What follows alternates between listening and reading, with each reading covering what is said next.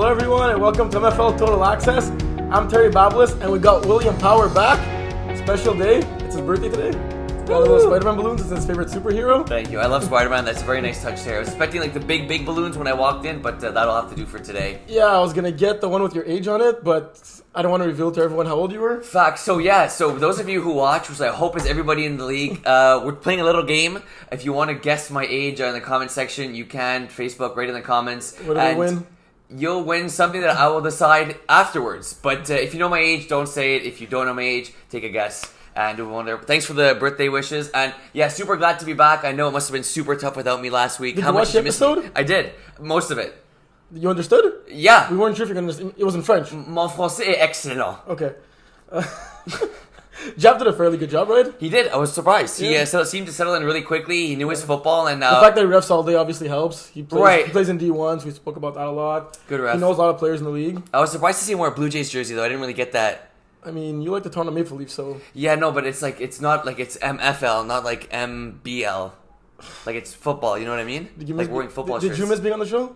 Yes, I miss being on the show. It was sad with not being there, but I did watch the show. We got a couple more applications, so your job might be on the line. Okay, if you keep going away, I'll be doing the interview process to see if someone can replace me. That's something new that you'd be doing for this show. I don't know if you noticed that Jeff was opening the door for me to roast henchmen a little more than usual. Yeah, I think it's all brotherly love when it comes to the henchmen. Unfortunately, Jeff wasn't there this weekend. We'll definitely talk about that. But no, Jeff I think did a really good job in my replacement. Glad we were able to get a sub. Yeah, and he also got his bold prediction right. He said that, you got your bold prediction right on him. What was my bold prediction again? You said that Jeff will have more than 49 receptions in the season. Right. He was at 49 with a doubleheader. Yes. Obviously, you had the inside information that Jeff was not going to be there. Jeff did not know he was missing those two games. Jeff will be getting married in the upcoming week, and we had his bachelor party last weekend. We kidnapped him, took him away. He had no idea he was not playing. He had no idea he was not reffing. So correct. He did finish the season with 49 catches. He did. And that's like back-to-back bold predictions in a row I think I got right. I mean, it wasn't actually your bold prediction. Well, we still got to continue the trend. My bold prediction, Panache Flamboyant Flamingos, 1-point game. And what a game that was. 26-25. Did you get to see a little bit of it? No. Yeah, I went to the stats. Looked like a super close game. I would have loved to be watching it. That could be like a finals preview on D4. Could be. I did play a game at the same time. I heard, obviously, with the Flamingos, the emotions run high. But even from Panache, it seemed like a really fun game to watch from the sidelines for who was watching, and a fun game to ref. Yeah. All right. With that being said, we got a little special show today. We do. We definitely We'll do. quickly go over the recaps of some games. Mm-hmm. But then we'll do our predictions for the awards. Everyone loves them stats. Everyone loves awards. You don't want to admit it, but we know you guys love awards. And this league got a lot of them. Yes, we have We're one talking for about best the show. hair, We got one of it for every statistical category. longest nails, coolest smile, best lunches, coolest bag. I think, John, we gotta start cutting the awards down. There's a lot. It's almost like a participation award at this point. And now we got 5 divisions too. Correct. So we're basically going to go over the main awards for every single division. So best QB, best wide receiver, best center, defensive player of the year, best rusher, and MVP. Yep. And then we'll do a global award, all divisions for the other ones, like best sportsmanship, Rookie of the year, best tackler, best trash talker. Yes, that's a good one. And leadership award. Perfect. Sounds good. So let's go. Before we start with the awards, we're going to do a little recap of every division. So in D1, Jaff wanted Carlos to sub on Henchman, and he got his wish. He did. He definitely got his wish. So in our last game with Henchman, we played the Holy Trollers. That was on the 5th time slot. Really good game. We had DeMario Cooper play quarterback for us. Jason Rossi, unfortunately, was unable to make it. He balled out. But Jason Rossi played in the first game that we had to win, beating Moretti Crime Family without Joey Taylor. You guys got a little bit lucky there. Yeah, not only was Joey Taylor not there, Outlaws 2 didn't face Joey Taylor when they faced Moretti, but they got Dan Lazara. That's true. That is true. Gab Wiseman, definitely not a bad quarterback, more of a receiver type player. But Joey Taylor is obviously the leader of that team at the quarterback position. But yeah, so we were able to win that game. Then DeMario Cooper played quarterback for us in our second game against the Holy Trollers. Put up over 300 yards. It was like watching a quarterback that was just in his element. It seemed to come to him so easily. He was dinging the ball, threading the needle, and he was using his ability to run to bait defenders to coming in and then just kind of throw it over the top. It was as if he was playing quarterback for the last 3 years and he just didn't miss a beat. And defensively, we got stops eventually when we needed to, but it was really the DeMario Cooper show for us in our second game. And just going back on Carlos, I heard that like the chemistry and like the vibe and the attitude and the henchman team was like how it's never been with Carlos on the squad. Honestly, Jaff gave a shout out to Carlos last week. I wanted to be the first guy to give him a shout out because he is. You also want his jersey? I want his jersey. I want everything. Like, whoa. Calm down. Like you give me your cleats at the end. Keep it PG. No. I'm just like, at the end of the game, you give me sign your cleats, give them to me. I won't even wash them. I'll just like keep them in my room.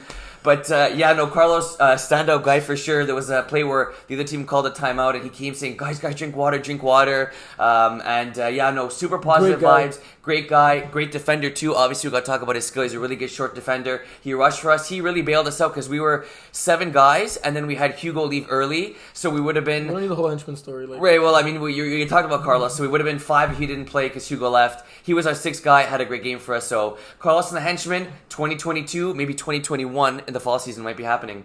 The real question here is there QB controversy on the henchman? There is 0 QB controversy on the henchman. I mean, that's also like if you guys play another game, right? Which is a big if. Because right now you play 10 games, you're sitting at 5-5. Yeah, and you do not hold like you do not control your destiny right now. Unfortunately, we don't. We did what we had to yesterday. If you guys play another game, like yes, Rossi had a great season. But Ross is also a great receiver and a great defender. Maybe not a great rusher because he gets a couple too many penalties. Right. But he's a great defender and he's a great receiver. We've seen him ball out as a receiver on other teams. 100%, definitely. So, like, would you guys make the switch? You're the captain, so it'd be your call, right? Yeah, I guess it'd be my call with I've heard you got the blessing of a couple of guys on the team already. Yeah, well, I mean, look, being a good guy really helps being the captain of the team. But no, all kidding aside, I think that we will roll with Jason Rossi. Depending how the game goes, if we're really in a slump, maybe we'll change with Demario at QB. But can't forget Demario's an all-star receiver. Pressure on him? No, there's absolutely no pressure. We believe in Rossi. Rossi's our guy. We also believe in Demario. Everyone believes in Rossi? Everyone believes in everybody on the henchman, baby. Henchman for life. We'll leave it at that. That's enough henchman talk. Let's go to the awards.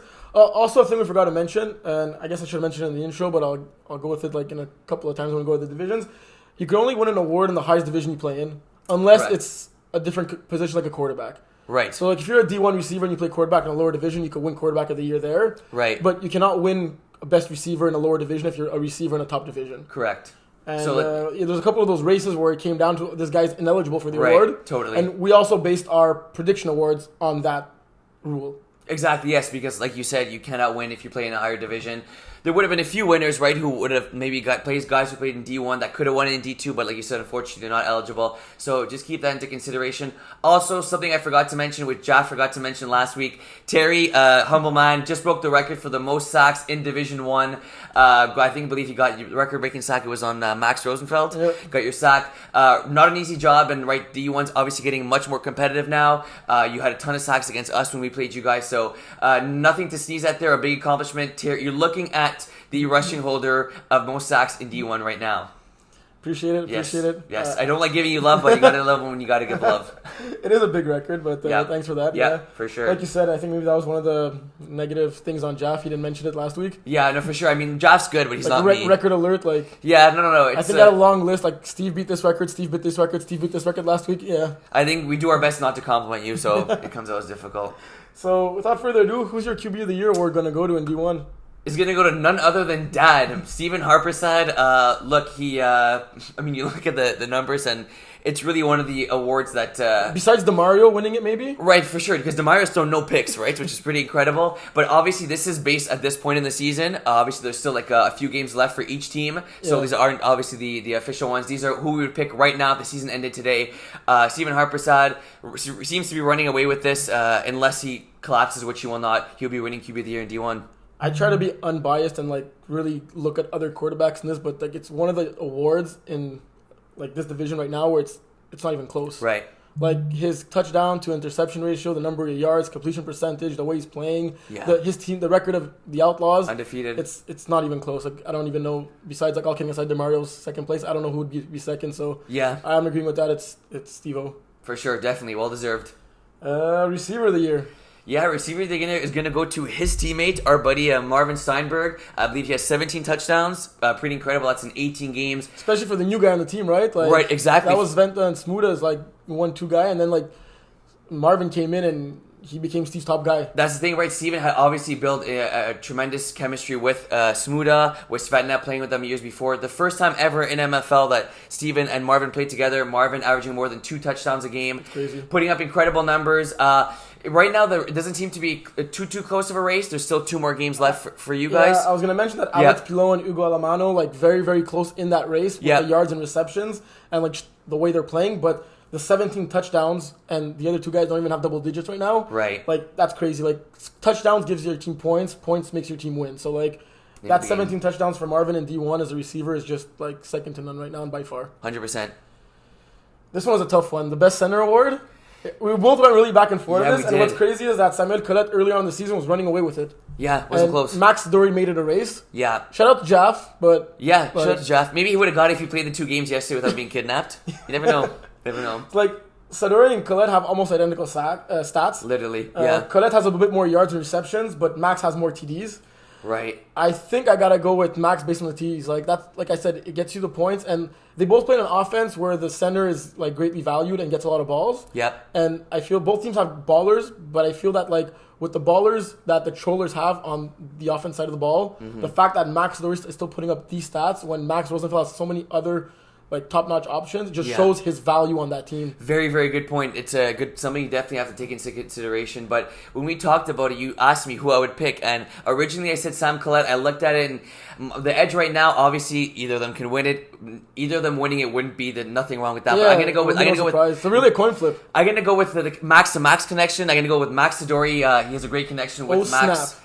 Oh snap, number 17. Look, obviously we play with him on the Broadstar League, make touchdown. There's very, very little fault to his game. He's not necessarily the quickest guy, but for a guy that his size, he has really good hands. Route running is fairly good. Like, it's just, you don't see him dropping a ball or making mistakes with that offense. Even yesterday when we played against the Holy Trollers, he was a guy that we had to key up on. I think it's a really, really tight race between the 2 of them, but right now I give the edge to Sidori. Yeah, next, moving along to Best Defender, who do you have? Best defender, I got my boy Flash, Andrew Grant. He has 4 pick sixes on the year. He could have had 5. He had 1 taken away because he was showboating on his way to the end zone. So typical of Andrew. But no, all kidding aside, yesterday in our game against Holy Trollers, our second touchdown of the game was a pick 6 by Andrew. Completely shifted the momentum of the game.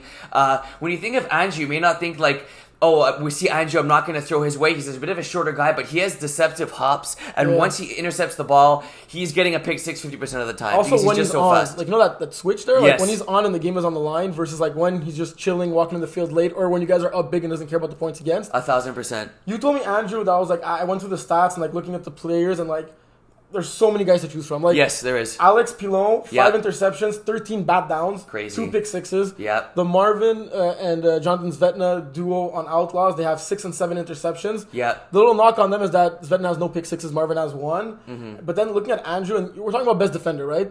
And best defender is not only about the interceptions. It's not only about, like, one statistical thing. No. Andrew right now, he has 40 tackles. That's second in the league. 6 interceptions. Second in the league. He has 5 sacks on top of it. Like, he's leading in interceptions, and then he also has 5 sacks, which is top 5. And the biggest stat that makes me, I think, want to give the award to Andrew is his 4 pick sixes.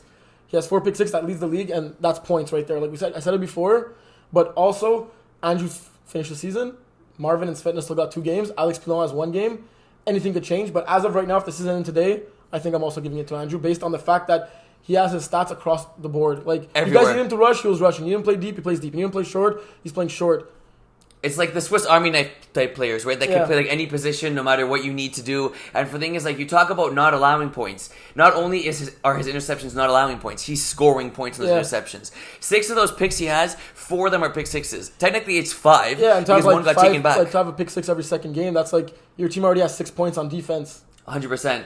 And it would be my honor to give it to That's Andrew Grant Flash. That's enough talking about that. Let's go with the Best Rusher Award. Just for an FYI, it's called the Ferrari Award. It's not called the Ferrari Award because of the super fast car in Russia. That's what I initially thought when I came to the league. Is that what you thought? Nope. Do you know why it's called the Ferrari Award? Nope. So what would your guess be? It's John's brain works in a very mysterious way, so I do my best to try not to figure that out. Back in the days when the league would be playing at Louis Cyr, a gentleman of the name of Adriano Ferrari, his last name was Ferrari, was one of the best rushers in the league, if not the best rusher in the league. Okay. And a couple of awards are named after guys that have been there from the beginning. So the award is actually named after him. Did not know that. So maybe one day there'll be an award named after me and you. Which award would be named after The you? best talk show in all of Montreal. All right, so speaking of you, right now, if the season ended today, I would give you the Ferrari Rari Trophy of the Year because I believe you have 15 sacks. Yeah. I think you got 8 of them against us, which is pretty crazy. But no, it is close. It is a close race. We talked about it. We looked at the stats.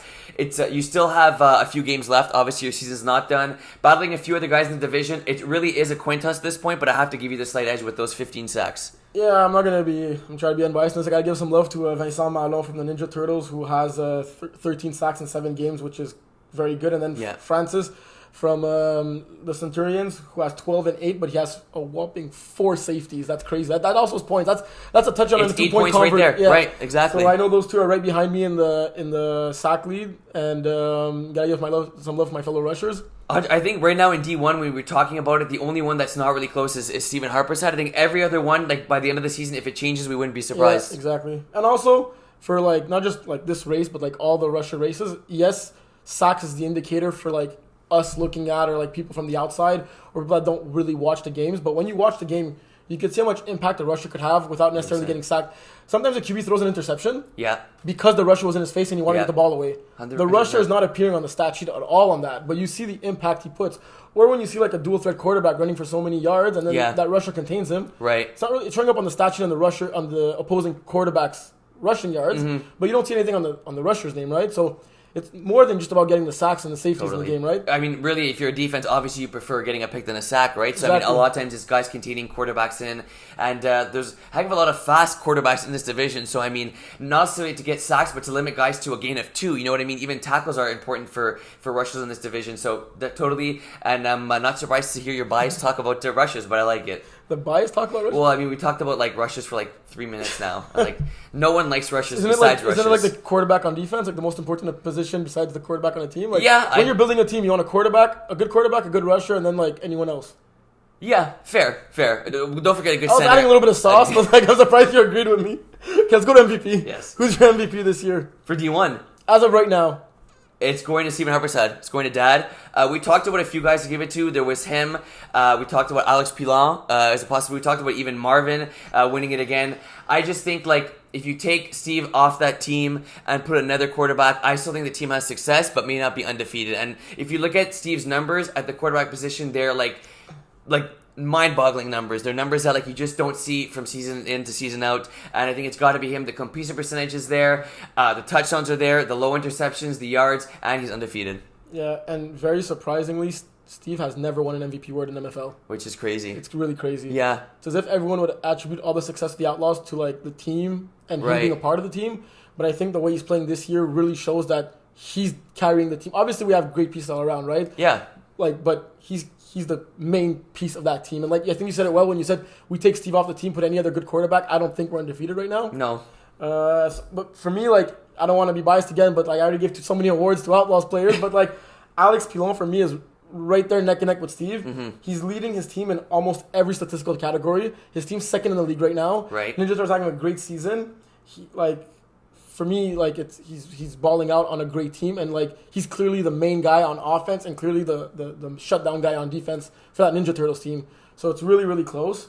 And they just had that crazy game against you guys, right? The battle of 1 and 2, there? 1 point. Battle of 1 and 2. Just shows both players not only do they win games, but they're able to put their team on their back. Quick question: would you give an MVP award to a player that's on a non-playoff team? I would. You would? I would. I think that I understand wins are obviously at the end of the day the most important. But like we talked about, if you're putting a great player with a bunch of D5 players, no disrespect to D5 players, I'm saying guys who are just learning the sport and he's balling out and he's still making his team 4 and 6 and 5 and 5 and they're missing the playoffs. I would. If a team is 1 and 9, 2 and 8, no. But if a team is 3 and 7, 4 and 6, 5 and 5, I would consider giving it. In my opinion, it really has to be exceptional conditions for a player to win MVP without being on a playoff team, and I think that a player has to be the main guy on that team, but he also has to contribute to there's a success factor, of course, attributed to that. Yeah. Definitely. So let's go to D2. Yep. Before we get to the awards, last week I said on the show that OG Panthers were 2-0 all time against Honor Game. We're 3-0 right now. Yes. And I think all 3 times we played, you guys had the better record. Yep. You guys were clearly the favorite in that game, and we won convincingly 41-18. Yes. One thing that I noticed is that Marvin played with Honor Game against Outlaws. They got the dub. Yeah. Then Marvin subbed out for you against OG Panthers, and they took the L. Yeah. So, like, I think clearly there's a pattern here. Like, Well, I mean, no, not really. you also played with Honor Game when you guys got smacked by KLB. Yeah, that's true. But I mean, to my defense, like I just played a game with Henchman and I put all my heart in that game. Not to say I didn't put my heart in the Honor game, but I was a little bit tired, a little bit fatigued. We don't make excuses. We'll figure all this Honor Game stuff out. Something else that's surprising is that I don't know if you've been here next to me during the show, right? Correct. How many times have I warned you about Louis? How many times have I said Louis is the best receiver in D2? Like, Often. bro, he had 10 touchdowns in the last 3 games before facing you. Over 100 yards in almost every one of those games. Like, how did you not guard him? How did you guys not? 11 receptions for 132 yards, a touchdown, and a convert. I heard you were playing across from him, like the other side of the field. Were you scared? No. Like, you don't want to go 1-on-1? I'm never Aren't scared. you the best defender on that team? I'm not answering that question because we have good defenders, but I respect my opponents. I wouldn't say I'm scared of anybody. I definitely respect Louis. You couldn't have contained him a little, like maybe not go over 100. Look, great players do great things, and yes. I think for him it was it's hard to explain, but it was a quiet 132 yards. Meaning it was like he was no. I'm saying it as a compliment. Meaning he was not only were they able to win the game, but he was able to put the team on his back and win the game with other guys supporting him as well. How many deep balls did he catch? At least 3-4. It was at least 3-4. He was walking in the end zone at times. He got a pick six at the end of the game. He was, you know what? I guess that's the other thing. He's always been this great receiver, right? And recently, he's turning into a great defender as well. Totally. And that's like a game changer for OG Panthers. Yeah, that's one of the things that's contributing to like our win streak right now. Like we have a great defense. Yeah, and then like on top of like Louis Mathieu, like being a baller on that defense as well, getting those picks and even turning them to 6 points sometimes. For sure. I'm going to say it just like something I didn't notice him. I always knew he was fast, but we talked about it like off air. His speed is... He's fast, he's deceptive, and his cuts is like you're in front of him, and then boom, all of a sudden he's behind you walking in the end zone. So I think it was a lot of that. We did come prepared for the game, I'd say. Maybe we took it for granted that we felt we had a better record than you guys. But Louis, definitely an incredible player in D2. You can make the case he's the best player in D2 right now. I've already made that case. And I would potentially agree with you on that one. The other thing that I find funny is that, like, in the last 2 weeks, Marvin's beaten Steve-O twice with McTouchdown against the Outlaws. Yes. And then with Honor Game. And yes. both those, you play on both those teams. And you could have yes. been in that game and said you beat Dad. Yes. But you weren't there both times. So, like, can you not beat Steve? Like, that's correct. Even in D1, like... Well, no, don't forget. We played with McTouchdown earlier against the Outlaws in the season, and we won. Steve was not there. We still beat his team. I'm saying beat Steve. Yeah, I know what you're saying, Terry. And yes, I never beat Steve. That's correct. But it'll come one day. I look forward to it. Potentially in the D2 finals. So who's your best... Or the D1 finals. Who's your best QB in D2? Like we said previously, you cannot win this award if you play in a higher division. Correct. That being said... I got Jonathan Plourde. I hope I pronounced that correctly. Yeah. Probably did. My French is not as good as yours, but it's still very good. We talked about it, Terry. I've been high on these guys for the longest time, KOLB. I think they could play D1. When I see Jonathan play quarterback, he is able to... Not only does he make the right reads, but he makes the right reads at the right time. He's clutch. He has, you know what, man, when you have the guy that's on fire and you got the X factor, he just has that X factor throughout the entire game. Last play, the first half, he's going to get a touchdown when he needs one. If he needs a 2-minute drill, he's going to go down the field, he's going to score. He has trust with his receivers. Obviously, he has his brother on the team, which you got to assume they have a good connection. But he has ballers all across the field, but it's not them making him look good. It's not necessarily him making them look good. It's a combination of both. Team, yeah. It really is. And he trusts his receivers, and he's also a good runner of the football. He's good, able to escape sacks.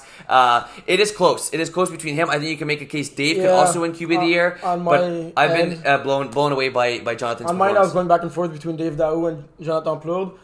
Literally, they have almost identical stats. They're both balling out. The one knock I have on both of them is that they have too many interceptions. Both of them are throwing double-digit interceptions right now. Yeah. And that's not very good, but at least they're both throwing a lot of touchdowns to compensate for it.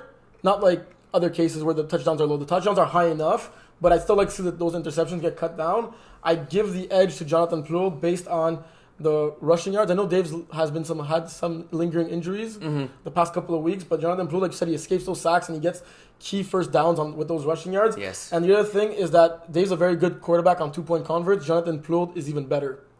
So that's what I got for the tiebreak, and I would give it to Jonathan Plourde today. I would. That's going to be a really close one. I look forward to seeing what happens. happens. Crazy because like in our first episode, we were talking about like the storylines for each division, and the D2 storyline was all the D1 quarterbacks playing in D2, right? Right. So right. Like, and there are some of the top quarterbacks. Like Steve's stats in D2 are like crazy. Yeah, they are. We talked about him enough. Yes, definitely we did. Let's move along to best wide receiver. You already know who I'm picking, so who do you got? I'm going with your buddy Louis Mathieu. just looking at the numbers, like really, there's no way you can convince anybody that he shouldn't win it. Yeah, Josh Levin's having a very good season, but he plays in D1, so he's not eligible for it. Right, exactly. But it's a very close race between Louis Mathieu and Josh. And Josh, if Josh would have been eligible, 100%. Unfortunately, he's not. But Louis Mathieu, it shows he plays a certain amount of games. He also quarterbacked that one game. Yeah, so exactly. That's basically one less game played for him. And he's far and about the best player on that team right now. Some other good quarterbacks that were close, like second and third for me, were Sébastien Béchard and Adam Rudick, who are having like extraordinary seasons. Adam Rudick hasn't played last season, came back, so great season for him to be like in the top 3 there. Mm-hmm. And another crazy stat when I was looking at the receiver to see who my word goes to. Like, I mean, I knew it was going to Louis, but like to see what my arguments would have been, which I don't have any. Look at his stats and look at him play. Right. KOLB. Remember we were talking about Jonathan Poole, best QB. Yep. Another argument for him to win best QB. He has 4 wide receivers that are in the top 9. Look at the top 9 wide receivers, and he has 4 of them. That's crazy. Like that's literally crazy. Literally crazy. Because you have only 5 receivers that you could throw to, right? Right. And he has 4 guys that are in the top 9. Like he could have easily made one of them the best receiver if he wanted to, right? And blow up their stats. But his ball distribution for like receptions, yards, touchdowns, converts is literally like second to none. It makes them that much more hard to beat. And it just shows what a good quarterback he is. Yeah. He doesn't need to focus on one main guy. He got multiple ballers on that team. 1,000%. So, best center? Yes, best center. That is going to go to my buddy, Laurent Foucault. He missed a few games because of injury. Still, I think, has crazy stats. He's leading the team in catches. He's basically leading our team in every statistical category. If he didn't miss those games to injury, he'd probably be in contention for best wide receiver. Right, 100%. Definitely, for sure. And I think that, like, I was kind of saying, why do you have best snapper and best wide receiver? But it's for cases like this, right? Because obviously, it's tough to win best wide receiver being a snapper because you don't always go deep necessarily. You're kind of like guy who moves the chains down the field, the short yard completions. But with Laurent, there's literally no ball that's out of his vicinity. And he's not just good because he's tall. A lot of times guys are good because they're tall, but he's good because he has the height, because he has hands, because he knows football, he uses his body. He just really is the center that has the entire package. And I can make a case he's the best center in MFL. Yeah? Well, what do you think Samuel Colette and Max Dort have to say about that? I'd say they would disagree with you. I'm not saying he is, but I'm saying I would put him as a conversationist. I'm surprised you didn't mention Kevin Cousset. Yeah, well, no. Kevin Cousset is obviously number one. But since he's on the media team, we can't really... Yeah. Of course. But, when we look about that center stats, usually we could tell by their average yards per reception that they're playing the center position. But Laurent, you cannot tell. No. Like, his average yards per reception is crazy. Yep. Looks like receiver-like. Right. And if I ask you to, ballpark his stats on a per game average, what do you think they are? How many catches, yards, and touchdowns I'm do you have per game? Say you played with him those 5 games. Yeah, okay, I'm going to say 6 catches. I'm going to say 65 yards and a touchdown. Okay. He has 8 catches per game for 70 yards and 1.5 touchdown. That's crazy. That's his average per game. That's so if he played that's I imagine 80 catches in a season.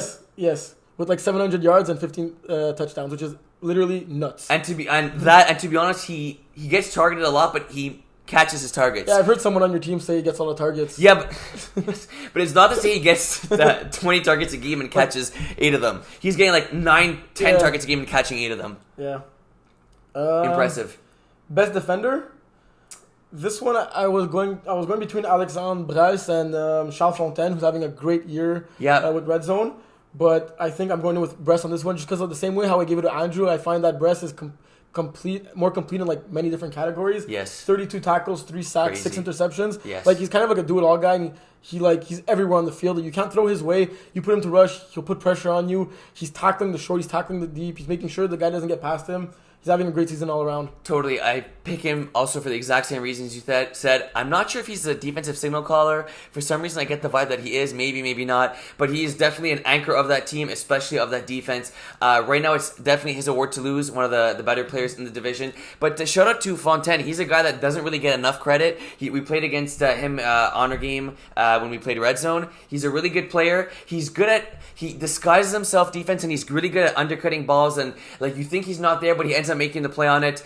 Shout out to Fontaine, but if the season ended today, I would give it to Brasse. And so the next one is the best rusher award, the Ferrari Trophy. Yeah. I can't win this one in D2 since I rushed in D1. That is correct. All kidding aside, I would not have won this award even if I could have. Yes. Because Alex Valliere is balling out. 18 sacks in 7 games. Even comparing it to my, I think, 11 or something, it's crazy. That's almost 3 sacks a game. Yes, and he's balling out. And I've seen him rush. he might only get 3 sacks a game, but he's putting way more pressure than that. Like, if there was like a rating or something for it, like, he's better than his 3 sacks per game average. Totally. Like, he was playing okay for such a long time, and I don't get why he wasn't the rusher earlier. Right. But this guy is like exactly what you want in a rusher. Totally. That motor never stops. Never. Going all out, and like, it's easy. We talked about easy awards before when we gave it to Steven for the best quarterback in D1. Facts. The rusher award in D2 right now is an easy one, Alex Valliere. Wrap it up. Nothing else to add? Wrap it up. Who do you got for MVP then? I got your boy. My boy? Yes. I didn't even have to say it? No, a non-quarterback winning this division. I love that. Louis I feel that quarterbacks get like the easy way out as an MVP because it's like if the team having success and they have so many good receivers, like for sure the quarterback's gonna have great stats, right? I agree. And most of the time, yes, the quarterback has all the pressure. Yes. You win. It's not always thanks to the quarterback. You lose it's because of the quarterback. Yeah. So it's nice sometimes when it's on a quarterback that gets the award. 100%. The way I look at it is if I look at quarterback stats and wide receiver stats, whichever one impresses me more for that category is the one that should win. You know what I mean? Like about the defender could be also no, like a defender, like a snapper, all that stuff, rusher. But it's obviously quarterbacks are going to have more touchdowns thrown than receivers, of course, and stuff like that. But if you look at which statistical category is impressive the most, it's Louis Mathieu for me by far, and the fact that he's also improving on the defensive side of the ball. And it seems that he has single-handedly, like you guys have... We're a very complete team. Right, but he's not obviously you guys have ballers excluding him, but he has, from what it looks like, single-handedly, stat-wise, won you guys last 3 games in a row. We're on 4 in a row. We're on a 4-game winning streak. And not only has Louis balled out on both sides of the ball, he also won us a game as a quarterback. Charles missed a game. Louis stepped in. He got a dub as a quarterback also on top of like all his receiver accolades right now. If I also like... have a little circle on Dom LaFleur just because of the fact that he's played like 4 or 5 games now, and when he's there versus when he's not there on that Le Petit Fuck team, it's like night and day. Night and day. Day and night or night and day? Night and day. Night and day. You sure about that? Yeah, even though day comes before night, I think night and day sounds better. How come night can't come before day? Day and night. Night and day. What did you say? Isn't it the song by Kid Cudi? Day and night. Yeah, so it's day and night. There we go. The only thing about this, giving it to Dom, or thinking about giving it to Dom LaFleur is that like, you know, we say you can't give it to a player who plays in a higher division. Did I say night and day or did I say day and night? I said day and night. You said night and day. Shoot. Okay. So you're wrong. I was right, like usual. Okay, and, go ahead. Like we wasted like 5 minutes talking about it. Yes. I heard some people want us singing on the podcast, so they got a little like. They want us singing? Well, you No, I shouldn't have said that. No, I was gonna say you don't want to hear me sing. I heard Terry saying happy birthday to me when I walked in, and I was like, oh my ears. You liked it though? Yeah, I get it. So, what was it? Yeah, okay, Dom LaFleur, I think is in contention with Louis Mathieu for the MVP as of right now. Yes. But the only asterisk that I have is that we can't give it to a player who plays in a higher division. Dom LaFleur is a D1 quarterback. He's won a D1 championship. He's played D1 last year. It just so happened that this year he did not have a D1 team. I know we can't be ifs and buts and everything about that. It's really per season. This season he did not have a D1 team, so he is eligible for the award. But maybe it's something the league should look into. And I don't know. What are your thoughts on that? That's a good question. That's actually a really good question. I think right now, when I was looking at it, I wasn't considering he also plays D1 because obviously he's a D1 QB. He's one of the better QBs in D1. But he did play D1. Yes, and I was excluding that. I think that's something that John could look into. I think eventually, you know what, it probably would be a good idea because what happens if he plays one season just D4? You know what I mean? And that wouldn't really be fair. But definitely... He wouldn't be allowed to play D4 as a quarterback. You're right. Anyway, so it's kind of a moot point Even at that though point. his twin is there, but... Oh, Ben, Matt, good one. No, for sure. But no. But like, let's give you the example. Like, let's say Steve next year. Right. Outlaws doesn't work out. Yeah. In D1, he only has Outlaws D2 team. He can win best quarterback in the Outlaws D2, right? Yeah, that's a good point. But this year, since he plays both, he can't. He can't. Right. Exactly. I think it's something John should look into. But like, for sure. I think it's easier. Like now, it's black on white. He does not play D1. He could win it in D2. Right. That's why I have him here. But yeah, I wouldn't be against Louis Mathieu winning it. No, I think it's 100% no, and I think unfortunately Dom's missed games, so it's kind of harder there to give it to him. And at the same time, had he not missed the games, we wouldn't have seen that night and day, right? Or day and night, night and day difference. Yes. Okay, let's go to Division 3. Yes, Div 3 already. Up. Yeah, you're right. After 2, it's 3. That is correct. I'm not a math major. Oh boy, I think that's like. Kindergarten? Yeah, that's well, you know what they say. I don't know what they say. Sorry. Upset alert! Mustard Tigers with Owe at quarterback again be defeating Les Tannants. Yes. Is there QB controversy here? I don't know if Brian Mustard's away or he's just injured or whatnot, but like Owie is a great quarterback. Yes, he is. But it was a team victory. Like David Brisson balled out on offense, but like Owie I said it last week too, he distributes the ball very well. Yeah. But Les Tannants had Phil Farran. Yeah. I think that is subbing at quarterback again. But still, like Phil Farran was there, and they didn't, and he's clearly their MVP. Right. And they couldn't get the dub. But that's the thing, right, Terry, for Les Tannants, you could have like an NFL guy playing receiver for you, but if you keep switching quarterbacks week in and week out, it's hard to develop that chemistry. Of course, good players are always going to make plays no matter who's throwing the football, in the case for Phil. But they got to find some consistency at the quarterback position. I'm not sure if it's vacation, what it is, but for the playoffs, hopefully they have their quarterback. Yeah. But great win by Munster Tigers. Good job, Owie. Yeah, that's 2 straight now, eh? Yeah. After that very disappointing beginning of the season. MFL is better when Munster Tigers are good. Some other breaking news, well not breaking news, but other news in the division. Iron Wolves clinched the number 1 spot. We did, yes, 8-0. Why is this very important in Division 3 is because only 7 teams are making the playoffs. Yeah. So that one team, that one spot team, the team in the number 1 spot gets a bye. Yes. They do not need to play the quarterfinals. So 2 play 7, 3, 6, 4, 5. Yeah, so that's huge right there. So we just have to win 2 games to be champions instead of 3. Yeah, big Which deal. Which is big because like it's going to be super competitive, right? Like you guys, I think, not to say that in a negative way, but you guys are slightly overachieving this season. Like preseason predictions, I don't think would have said you guys would be undefeated, fair. Beating very good teams. I know the game against Depress has an asterisk on it because they don't have their quarterback. Jonathan Svetna played quarterback for that team, but like I'd like to see that game again in the playoffs for sure. But you guys are slightly overachieving, but we didn't expect you not to be a playoff team either, right? Fair. I think it's good we clinched when we did because we have 2 tough games coming up to end the season. Yeah. Who are you playing against? We play against Average Joes and we play against Black Knights. Yeah. 2 good games. Who do you got as best QB for Division 3? The one, the only, Jonathan Evans. Really? Yes. Yeah, of course. Yeah, I have John. Yeah, like, John. That's a text message you just sent you? No, you better pick me or else you don't got a job next week. This is what I've written down. John, I want those targets. I'm picking you for QB of the year. No, but look at John. Look at the stats. John's completion percentage is out of this roof. And he's 8-0. Sometimes we win ugly, but and there are games where we do rely on our defense for a portion of the game, but at the end of the day, it's usually our offense carrying us and our defense stepping up when it needs to. John's been doing a really good job distributing the ball. I've been getting catches. Mo's been getting catches. Iggy. We have a bunch of players on the team who could... All those D1 subs. Yeah, those D1 subs. I have no clue who you're talking about, but for sure, there's obviously a ton of guys on that team who can make plays. But like I said, John's been winning games. You can't fault him for that, obviously. Putting us in the best position to win. Touchdown to interception ratio is very good, and you got to factor in he's had a few rushing yards, surprisingly. I went really back and forth on this one between Chris is still a henchman, but 2 guys that both played quarterback for the henchman in the past. So they both have played D1 experience, John and Chris. Like they really have identical stats. Yeah. It's crazy. Yeah. Higher completion percentage for John. Yes. But I have to factor in the rushing yards and the converts. John, I told you got to get more rushing yards. Yeah. Like if you had a little bit more rushing yards, it probably went to you, but I think it's going to Chris. Obviously, we all know now why he went down to Division 3 to win that award. Correct. I don't think he's won it in Division 2. I'm kidding. I think he has.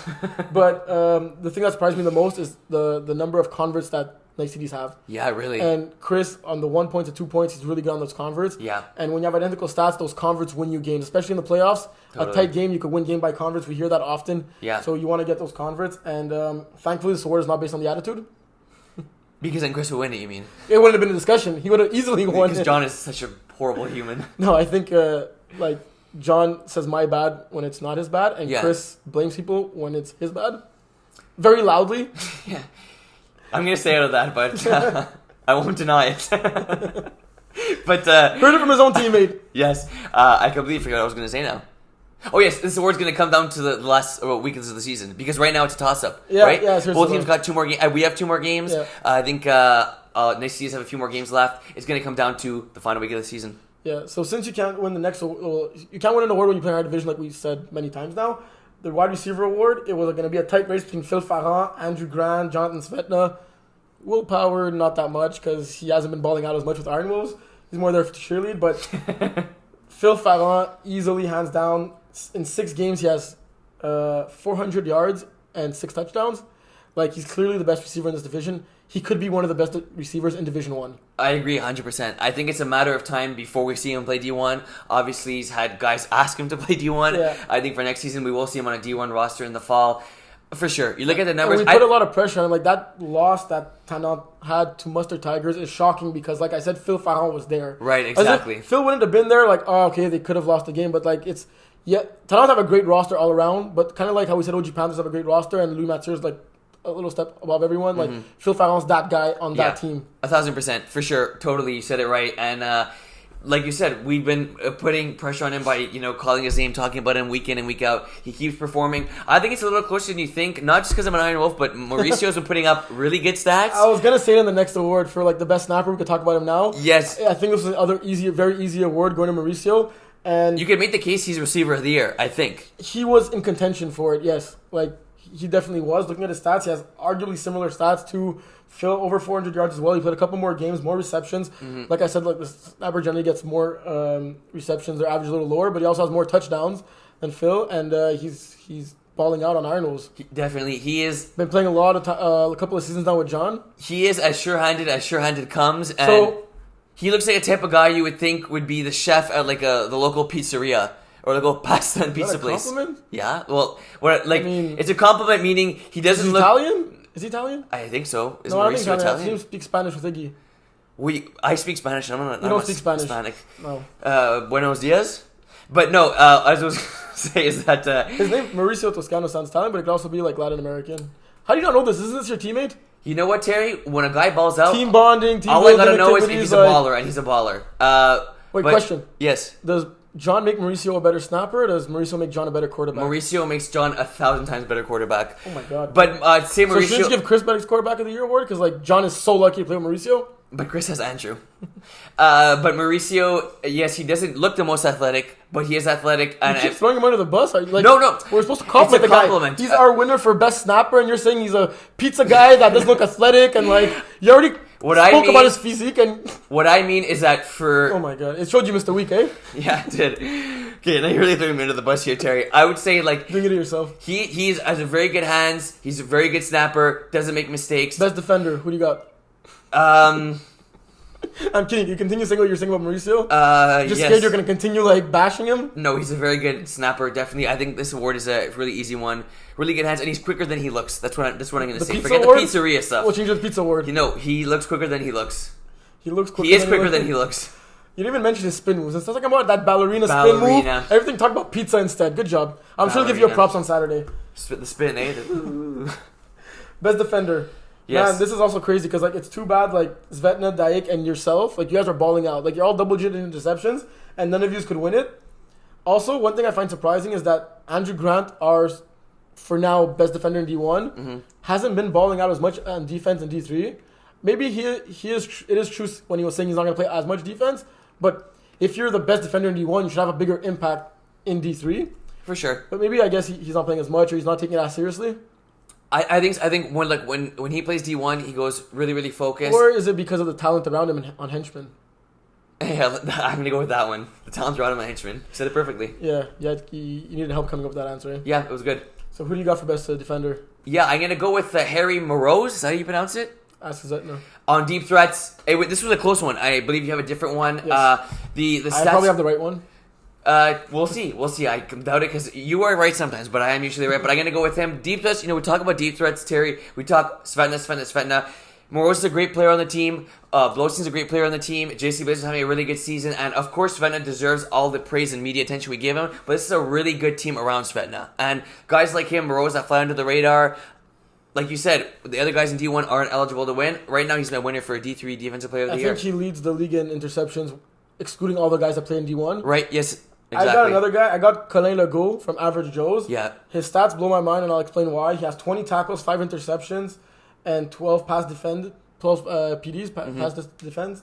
What's crazy about it is that you rarely see a guy have that many interception PD combo and that many sacks as well. Right. Either it's a guy playing short getting all the tackles, or it's a guy playing deep getting like PDs, interceptions, and sometimes the tackle, right? Right. So to see that combo, yeah. Like I haven't seen him play all that often. The games I've seen him play, he did stand out on defense for that team. Right. They also have Jason Edwards on that team, who's also another baller for Average Joes. For sure. Like they're the baller Joes, not the average Joes. Yeah, they're not average anymore. Seeing this combo just shows that this guy's all over the field. He's making the tackle when he's like probably on the other side of the field. Yeah. And he's getting the interception when he can. Totally. So he got my best defensive player of the year award. I think either one right now you can make a case for them, but I think my guy's more in the running.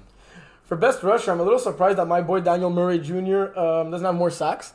I think he won it in Division 2 last year, and he's having a good season. He has averaging over a sack a game, but like I was expecting a little more from him. And also a shout out to your boy Jonathan Lavoie. Yes. Rookie this year, first year playing as a rusher. Yes. Having a great season. I think he's second or third in the sacks in the season, but this was a one-man race. This was another easy award. Mathieu Laforêt from the Washington Foreskins. 13 sacks in 5 games. That's crazy. I looked at the thing. I did a double take, right? Like, that's 13 in 5 games. He plays 10. That's 26 sacks. Imagine getting 26 sacks in the season, which is honestly mind-boggling. And like you said, the time he played against us Iron Wolves, he was sacked John 3 times. Yeah. And when he wasn't sacking John, he was like giving John a headache, really tough time. Look, you said it, Terry. Like, we don't give these rushers enough credit at times, and I think like this is one of the guys that we'll start talking about him as one of the best defenders, not only rushers in the division. Completely agree with that. And last but not least, the MVP award. Who do you got? MVP, this one was a close one. I think it's, talk about quarterbacks, talk about receivers, talk about snappers. I'm going to go with my boy John. I'm going to give John MVP. Is that who you said you were going to give before the show? Yes, I have it right here. John, Jon. Undefeated. Who are you hesitating between? I was hesitating. There was between John, Chris, and I think Phil Ferrand out of the Tenants. Hesitating between the 3 of them. I think the reason John gets the edge, number 1, because he's my boy. Number 2, because I'm just kidding. Number 2, you want to raise? Number 1, basically, I want to raise. But no, really, the fact that we're undefeated and the fact that his completion percentage is really good. And with John, we really feel like there's never a game out of reach for us, and he's able to bring that calming presence to the team, as the other 2 guys do, Chris and Phil, like I mentioned. But I think right now, the fact that he's undefeated and the numbers he's putting up, I got to give it to John. Really, just looking at the stats. I feel that I told you I was giving it to John, and you had someone else, and you just copied me because you felt bad since John's your quarterback. But that's all right. Don't need to flatter yourself. No need to flatter yourself that much. I'm also giving it to John, like based on what you said, and what we said when talking about the quarterback award. Like, I think John makes his team better. Yeah. You guys have a lot of great players in that team, but you've missed a couple of games. Other guys missed a couple of games. You guys have been running left and right for subs. Mm-hmm. You know, when you're a quarterback, you throw a special way. Every quarterback's different. Yeah. And when you bring subs, usually, even if the guy's a baller, he might not have that connection with the quarterback right away. And I feel that they never miss a beat. Like, Dave Gustafson came to sub, he balled out that game. Yeah. Alex Ferrand came to sub, he balled out that game. Yes. You had James play with you guys, he played great. Yes. Like, any sub John brings in, he makes that guy great. Yep. So, I think John and, like, the rushing yards too? Yeah, rushing. How many does he have? I think it was like, he has over 10, which is shocking. He had like 40 2 games ago. That has this, to be a mistake. Week? I think he had, before getting his eye poked out, I think he had like 20. Don't forget, John could always correct the stats. That is true. You know, he changed that 1, just add a little, make it a 7. Waiting for that email for the raise? Yes, that's correct. Let's go to D4. And to start off D4, I was talking to Ludovic, the quarterback of Rossos, recently. This team, you probably don't know this, but their last 3 games, they have 0 points allowed. Rossos. 0 points allowed in the last 3 games. That's called shutdown defense. They went to I the think Ravens. That's called being too strong for D4. Yeah. Recently winning 45-0 against Wolfpack. Mm-hmm. And that's really crazy. Like, the team is great all around. I'm not going to lie, not to toot my own horn, but I did jump on the bandwagon of these guys really quickly. And there was a time where, I think it started the week I picked them against the serial killers. Of course, you picked them before that against us. And I got that correct. Yes. Good call. Thank you for giving me the shout out. And everybody else. I've been remembering the things you did. Right. I know that your preparation is No, but when you're so popular and you have so much in your mind, it's tough to keep track of everything. So I'll forgive you. It's your birthday today. That is correct. Birthday. You got all 7 of your friends message you. So yes, exactly. I actually have 8 now. But yes, I completely forget what I was going to say. Carlos is plus the new friend this last week. Exactly. But whatever I meant to say before you cut me off is what I wanted to say. Another thing I wanted to mention is Sneaky Snakes, huge win over Les Improbables. Yes. David Brisson has been balling out as a quarterback, in contention for most improved player. Yeah. For sure. And I think Kevin has been giving him a lot of hate on the article early on in the season, even mistaking him for someone else. This guy threw for over 200 yards, 6 touchdowns, no interceptions. And he also balled out as a receiver in the Mustard Tigers game. We had 11 catches in that game. Yeah, over 100 yards. So great weekend of football for this guy. Another shout out, Airborne getting their first win. I know they had a quarterback subbing for them, and they're playing against a team who also had a quarterback subbing for them, but they still won 38-6 against Wolfpack. Always nice to see no team go without a win. So that's great. Congratulations on your first win. 100%. Always, like you said, Terry. Everybody's here. Everybody that comes in this league is here to have fun, but it's always funner when you're winning. And it's a good people. There's good people all across the league. You want everyone to go in with a W. Another thing that popped out, like I noticed, was the fight serial killers put against Titans. Really. Titans only won that game 37-26, and Titans have been blowing teams out of the water left and right. Right. And serial killers were missing arguably one of their best players in Julian Chris. Mm-hmm. I Yes. think I'm pronouncing that right. Julian Chris? Yeah, you got it. He has over 400 yards and 5 touchdowns in 7 games. And he has 10 sacks in 7 games. So containing Ben in that game would have been something that would have been good for serial killers, as Ben rushed for over 70 yards and I believe a touchdown. So right. He's their best. He's one of the best rushers in the league. He's one of the best receivers in the league, and they were missing him, and they lost by like 2 possessions in that game. Like, props to serial killers. Totally, and I think very impressive. I think whoever did rush did a fairly good job, because I believe Ben had like 14 attempts in that game. So I mean, like 70 yards is great, but when he did run the ball quite a bit. For the most part, look, if you're containing him to 1 rushing touchdown a game, it's pretty good considering he's Ben and he's playing in D4. But no, really impressed with the serial killers. I'm upset I picked against them in the 3 previous weeks. So you have to stop telling teams you pick against them to motivate them. That's BS, and everyone knows it. And then it's just like you're lying. On top of not picking for them, you're lying to their faces. Well, it's not lying. It's like you know, like when your mom tells you like a white lie is not bad here and so there. You're everyone's mom. What? You're everyone's mom. Well, I mean, I could be, but yeah. Well, I think that keep it PG, man. Okay, best quarterback. This one was easy. Not even close. I think not even like D1 had nothing on this. Like Ben McMahon. Oh, it wasn't you? No. Oh. You picked me, but I gotta go Ben McMahon. Yeah. Like I could not even say anything. But one thing I want to point out is touchdown to interception. 46 touchdowns. Well, sorry, he also has 6 rushing touchdowns. So 52 touchdowns to 4 interceptions. That's good quick math. There was no math there. 46 plus 6. Okay. I thought you went to like 53. What's his TD to interception ratio? Quick math. Wait, what was the stats again? 52-4. Well, it's like 5 to 0.4. He has 13-1. That's 13-1 touchdown to interception ratio. You know what they call that? Good stuff. I'd say great stuff. Yes. Excellent stuff. Yeah, I would say Madden-like stuff. Sorry, pardon me. You can't get those stats on Madden. No, 100%. It's tough when you're the Dolphins all the time. I love them, but and obviously we didn't talk about his rushing stats, right? Like in terms of his rushing yardage. I spoke about his rushing yards. Touchdowns. Yeah, right. No, but you said stats. Yeah, like yards. Rushing touchdowns are stats. Correct, right? but you didn't. Yeah, right. But like if we're going like more deep, he also has a ton of rushing yards. Any other like interesting insight you want out on Ben, or he's fast? You're just gonna mumble. Okay. He's fast. Best receiver. This one was also very easy. Yvan Desjardins, 36 catches for 557 yards, 11 touchdowns, and a league-leading 1-point convert. League leading 7 1-point converts. Yeah, I was gonna say if he has 1 and he's the league leader. No, I meant say 1-point converts, 2.7. Right, got it. I recently found out that this guy plays for McGill as a tight end. Yes, you told me that. And now I'm seeing that this guy's balling out in D4, like maybe finding the competition a little bit too easy. Yeah. I think it's kind of like... But at the time, it's McGill. It's not Carabin or Rougeard. Or Concordia, baby. Connu. I think McGill's better than Connu. I don't think Connu's won a game in the last 2 years, unfortunately. But go Stingers. Love the Stingers. Yes, I saw him play against... it was Le Panache for the first time, and he's just a deep threat on that team. The ball's throwing up in the air. He's able to track the ball so well and has good hands. He's running away with this award. I think he could stop playing now and he's going to for sure win it. Second that. I got Ben's boy from Titans, Stephen Biddle, as our best center. So do I. 64 catches, 372 yards, 12 touchdowns. He leads the lead in receptions and touchdowns. That's crazy. He's averaging 8 receptions and 1.5 touchdown per game.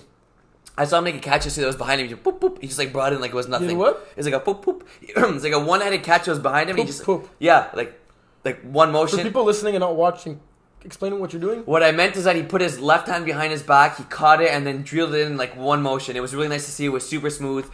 Really good hands of this guy. Best defender, who do you got? I got one of the Moran brothers. Is that how you pronounce it? Probably, eh? Yeah. Which one, though? I forget which one. The one that has better stats. So I got them. Look at the stats. Preparation A1, eh? It's Alex. That's your job. Yeah, Alex. I knew it. Alex Moran. Do you know what the other one's name is? His last name is Moran. I know that. I'll give you take a guess. You have to guess. Justin. You were close. Starts with a J. Take another guess. Jeff. Last one? James. Jacob. John. Jacob. Knew it. Isn't that team your boys? No, but I called them by... We're so close, I call them by their last name. You know what I mean? Not close? No. Do you have a nickname for them? No, it's different. If someone calls me Power, it's like, like they were close. But yes, I got Alex Moran winning Defensive Player of the Year for the Flamingos. This is crazy because Thomas, who only played 4 games and got injured after 3.5, half, he's still almost leading the league in interceptions with 7. So he could actually be in contention for this award. My guy, Simone Duchesne on Thunder Buddies has 9, like in 6 games, which is ridiculous. Yes. But he also plays on OG Panthers, so he's not eligible. Yep.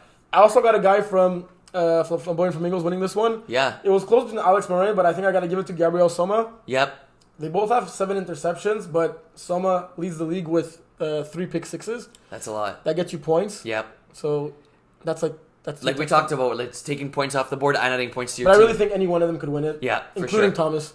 Yeah, shoot, it's a battle of the Flamingos right now and Thomas. Who do you got as the best rusher? This one I got Theroux.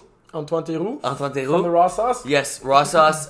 You were telling me how he rushed against you in one of the games, and he just blew your mind at like how good he was able to rush. You said he got 3 sacks in that game. He seems to take good angles when he's rushing, and you let the quarterback escape and kind of get that flag. He's been putting up incredible numbers, and that seems to. No offense to all the other rushers in D4 in the last couple of seasons, but I don't really have any trouble with any rushers in that division as a quarterback. But this guy gave me trouble throwing the ball and running the ball.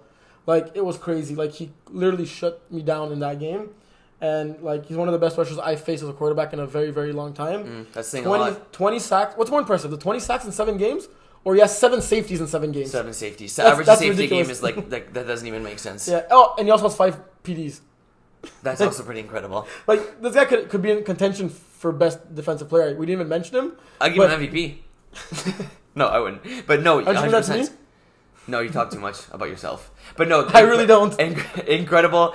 7 safeties, like that is the average of safety game. Is I like think he's in contention for best defender, right? Yeah. Like, it's really rare we give the rusher that much love. But looking at 20 sacks, 7 safeties, 5 PDs. Yep. Like, all he's missing is an interception. Then you win MVP and best defender as well. Yep. Everything. But yeah, the MVP I think has to go to none other than Ben. Shocker. I think incredible 4 interceptions on the season.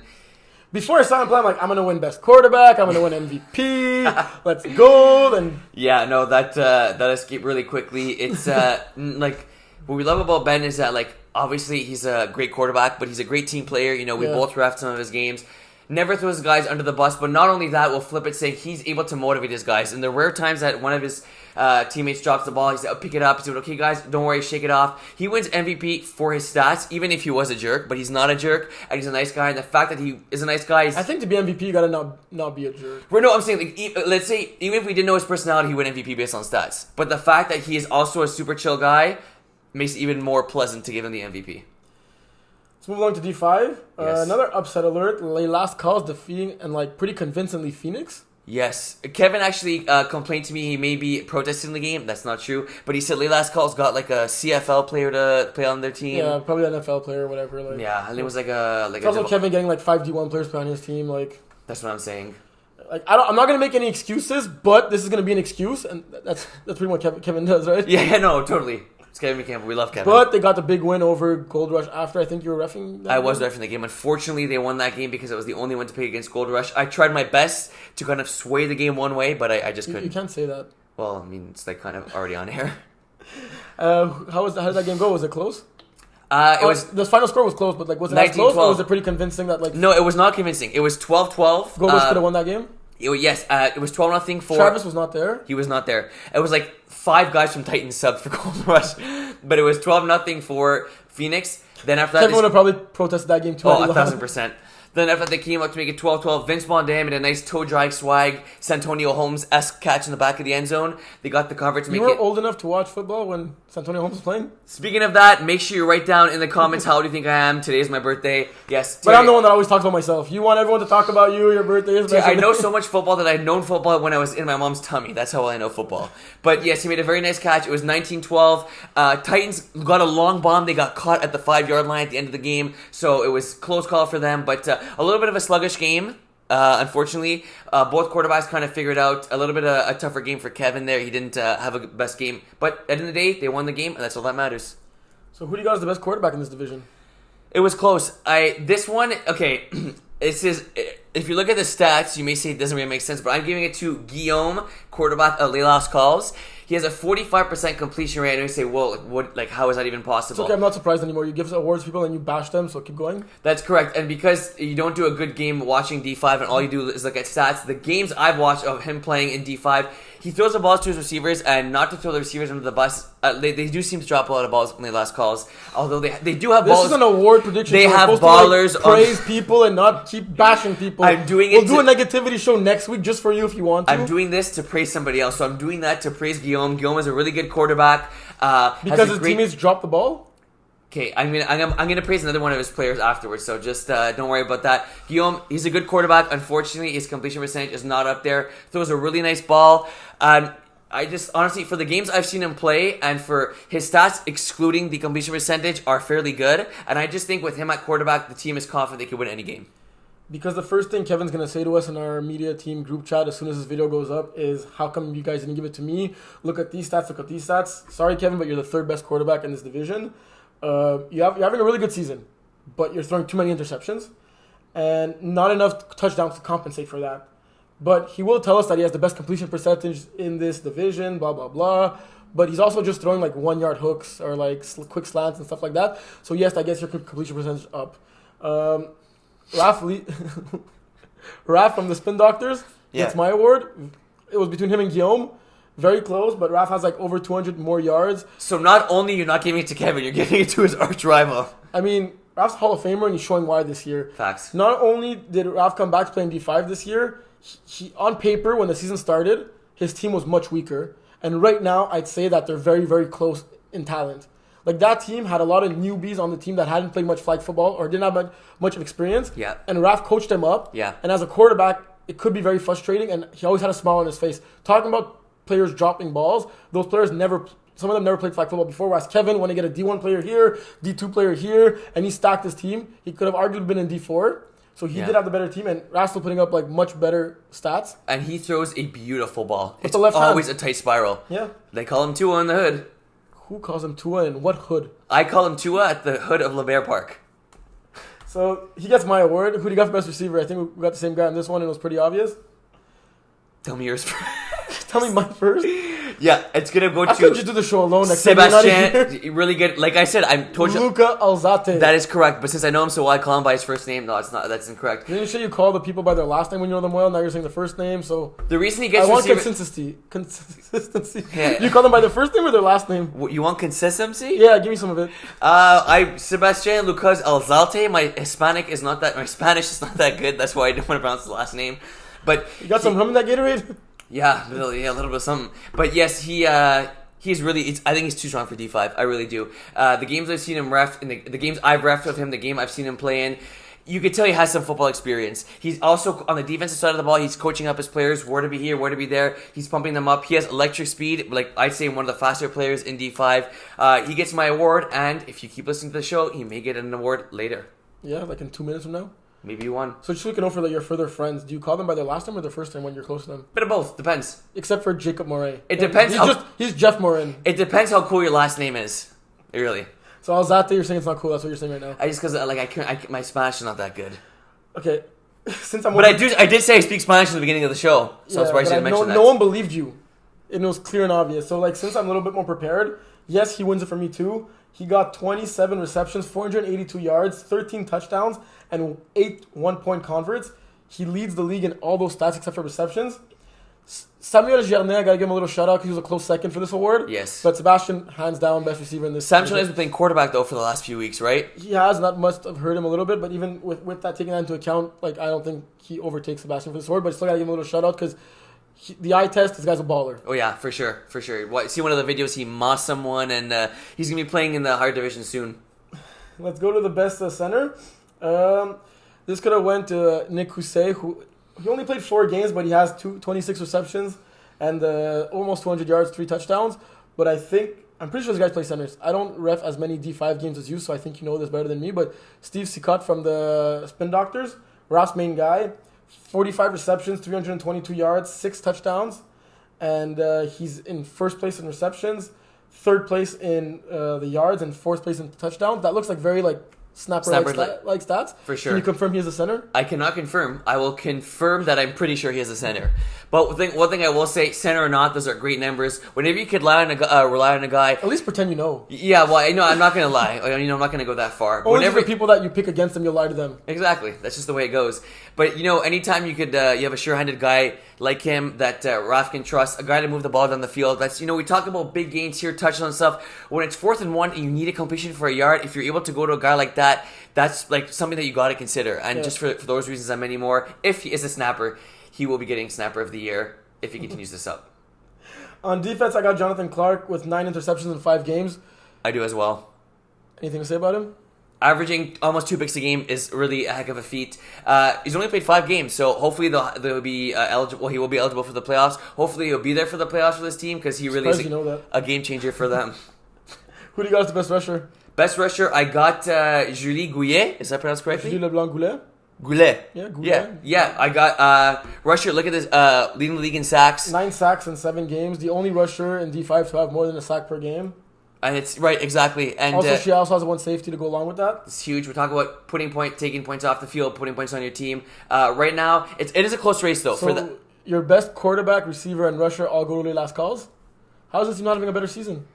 You know what? Some ways it's tough. Some ways you got to get together. It's all the drops they have that you mentioned. It's a little bit of that. They got to figure things out. I'm sure they'll figure things out. The last calls are my prediction to win this division, but we'll save that for later on. But yes, I'm going to give it to her for rusher of the year. And the MVP?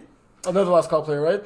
An MVP is going to another last call player, Sebastien Luca Alzate. Is that correctly? Like I said, Terry, he's a guy that also plays great defense. One of the games I ref, he had a huge pick 6 against Mimosa Crew. They were down in that game. He got the pick 6, gave them the lead. They got the convert. He's a guy, like offensive side of the ball, defensive side of the ball. He's going to be playing in higher division soon. He's my MVP. Similar to what I said about John making the other receivers around him better no matter who he has on the squad, I'm going with Raf from the Spin Doctors. He had a very rookie team, like I said. Yep. And now they're in a great position. They're making the playoffs. Very close with Sebastien. Like, I had Sebastien very, very close second. But I think that Rav gets it for me. What you didn't mention for Sebastien, he has 16 total touchdowns in 6 games. When you factor in his pick 6s and offensive touchdowns. So that is crazy. But this is the time where like that QB gets like the kind of tiebreaker since he's also the QB for that team. Yeah. And I think that the success attributed to like Spin Doctors versus the fact that like as good as Sebastien is, the last calls have not won as many games. That's fair. But it's very, very close, and both of them have been playing like tremendous. Yep. So that's it for the awards that have 1 per division. Yes. Let's go to the ones that will give 1 for the league. So just to clarify, there's a rookie of the year in each division, right? I think most of these awards that we're going to mention now, it is 1 per league. Right, we're only going to mention 1 for but like rookie of the year, it is awarded to only 1 player. It's not awarded to 1 per division. Oh, it's not. I told you this before the show, man. Wait, rookie of the year or sportsmanship? Rookie of the year is only 1. And what about sportsmanship? That's 1 per division. Shoot, I thought when I won last year I was the only one. No, you were not. So yes, so sportsmanship, we're just going to mention 1 player, but it's 1 per division. Just to clarify, because I think Terry was going to forget to mention that. So do you want to go with your rookie of the year? I got a lot of guys for this one. Like, there's a lot of good players that just joined MFL this season and been balling out. Ugo Lomano is one of them. Joy Taylor coming into this league and like taking the D1 by storm with his Joy Taylor offense. Yeah. But I think my vote would go to Colin Legault from the Average Joes. Like, that guy's been balling out on both sides of the ball. Yes. He has my Defensive Player of the Year award, but he also has a lot of touchdowns. And I think at the beginning of the year, like, he was catching just 45 bombs. Like, he had a game with like 3 touchdowns and all 3 were like for over 40 yards. He came in this league and he's the one player I noticed ball out. I say this all the time, but every time I look over at one of the games, I see Jason yelling and Colin making a play. And he also has a Dolphins jersey. Yes, exactly. Thank you for mentioning that. I definitely was going to mention that. So he's also your guy? I was going to give it to him, but since I don't want to make it seem biased, I'm going to go with another bias pick and pick my guy, Hugo Alamano from the Henchman. Shout out to Colin. Go Fins. Fins up. But no, Hugo, he's leading our team in several statistical categories, and he's just sure hands as they come. There's really no ball, kind of like Laurent, like I talked about, that's out of his vicinity. He has a really good connection with Jason Rossi. Whenever the game's on the line, most of the time it's going to him, although we do have ballers outside of that team. But he's just consistency week in and week out. I love playing with him, and honestly, not just because I'm his teammate, I would give it to Hugo. Not because you're biased, but because you're biased. Yeah, basically. Another award that will be 1 per division, but we found it better just do one all around. Yeah. Best tackler. I'll start off with my biased opinion. We got Vince Blondin and Dave Gostkowski that are going to share the award on the Outlaws because they tackle everything underneath. But since I'll be unbiased and give it to my boy Carlos from another average Joe's player that I love. Yes. Carlos, man, not only does he make the tackle, but his celebration and his hype after makes it all that much better. 1,000%. I wish I could say more. It's a beauty. It's an honor to watch him play the game of football. That's what I'll say. Who do you got for... so you also giving it to Carlos or best Yes. tackler? So who do you go with the leadership award? Leadership. Who's the guy that rallies his troops? Yeah, I go with Max Rosenfield. I feel like the game that I was really, really impressed to see. You don't want to go with Chris Hope? He would have been my second. I know Terry trying to stir the pot here. Serious. I'm not going to bite. No, I won't bite. I'm not going to bite. I see like the little carrot dangling there. I'm not going to bite at it. A little what? Carrot. You know when you like carrot, like see. There's no carrot. Yes, but there's a carrot when you're dangling in front Maybe of you like had a carrot cake for your birthday, but there's no carrot. No, it was actually an ice cream cake that my mom made. It was very good. But yes, I would give it to Max Rosenfield. And the game I talked about where we played henchmen against trollers and they were missing a ton of guys. Just the way he was able to coach them on the defensive side of the ball, and for Joey's haters too. The first time when we played them with honor game, it was as if he was the coach, and then a coach that came on the field for them. It was really encouraging to see, and unfortunately, I think that Max, he's having a tough season this year, and sometimes he gets a little bit of hate. But I think he's a baller. I know he's a baller. He's like incredible passer, very accurate. I really like the way he carries his team first. I love when before he says hi, he says, "Okay, guys, beat your man." You know, he's good at encouraging his guys. Yeah. For me, it was right away when you asked me, it was Max, the first guy that comes to mind. Max also comes to mind for me, and another guy that comes to mind is Kevin Cousset. Nah, psych.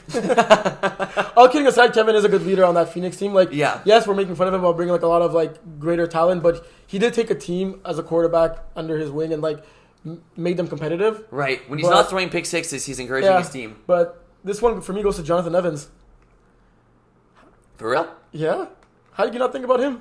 I did, but if I would, you would have blown the house down and said, "Oh, you're so biased. I'll get off my show." No, depends. Like, you know when you're biased and you know when you're not biased. Like, John Evans I'm never biased. Has been bringing new people on this Iron Wolves team like every year. Yeah. The new people to league, free agents that don't have a team, they join Iron Wolves and they become good players, and then they leave and they make their own team. How good? What's a better definition of a leader of a guy that brings a player on the team that hasn't been in the league before, and that player leaves his team to go create his own team?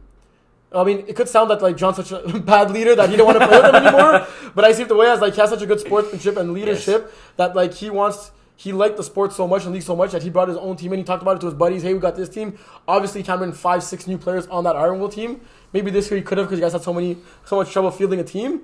But for me, it goes to John. 1,000%. And look, people are going to say, "Oh, look, it's obvious. John's the obvious pick. He's a commissioner of the league, blah, blah, blah." But I think even if you exclude all of that, I'm surprised there's not more people wearing having a mohawk. I know. I would do it, but I think it just wouldn't suit. Like my curly hair doesn't suit that mohawk look. I may dye it pink, because he tried that once, I believe, right? I know he did blonde and blue. Blue for the Wolves. That's correct. But yes, did you notice your Russia Jonathan Lavoie? Yes, I did. I did. Dyed his shirt blue.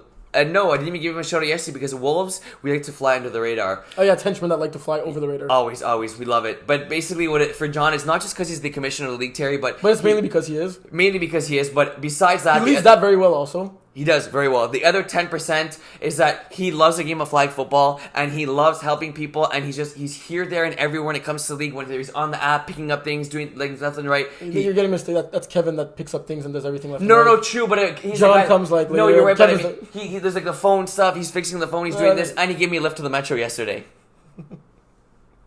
All right, so who do you have for best sportsmanship now? Carlos, baby. Carlos, you can hit me up at wpleafs@yahoo.ca. That's my email address. If ever you need a team, hit me up there. Henchman will be looking for another star-studded player. Can he not write to you on Facebook? He can, but like I want it to be like personable because anybody can write me on Facebook. But yes, Carlos, 100%. Well, can anybody write to your email address right now since you just said it? No, but only Carlos is listening right now. Yes, 100%. I thought in all my years of being alive, I don't think I've ever seen a more positive person when it comes to anything. Not just the game of football, just anything. I feel like you could give the guy a dictionary and he would look at it and like act like it's gold. Okay. And say, "Oh my gosh, thank you." Like, I agree with the Carlos pick, but like just want to say there's a lot of nice guys in the MFL. There's 100%. So many guys deserving of this award. We talked about Ben.